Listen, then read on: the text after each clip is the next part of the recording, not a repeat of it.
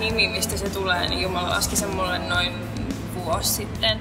Se oli hyvin selkeästi sanottu. Jumala puhui siitä, että tämä tulee olemaan se nimi teidän bändille joku päivä. Ja sitten me koettiin, että olisi nyt sen aika nostaa se tämän bändin nimeksi.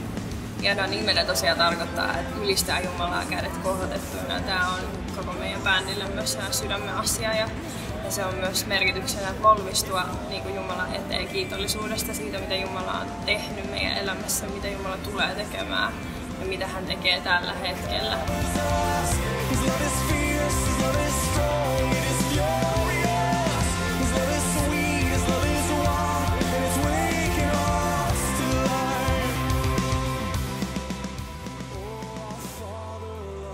Se, että meillä on hyvä yhteys, niin se on tosi tärkeä osa tätä juttua, koska sillä me päästään niin paljon lähemmäs ja syvemmälle Jumalan yhteyteen. Silloin koko maa oppii tuntemaan sinun tiesi, Jumala, ja kaikki kansat saavat tietää, että sinä autat. Ylistäkööt kansat sinua, Jumala, ylistäkööt sinua kaikki kansat.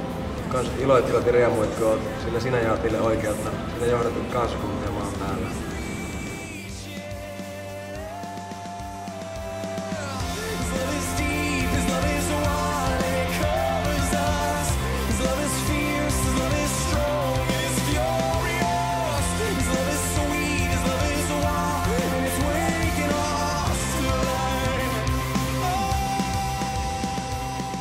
Tämä bändi merkkaa meille tosi paljon, koska me nautitaan musiikista ja meidät on luotu ylistämään.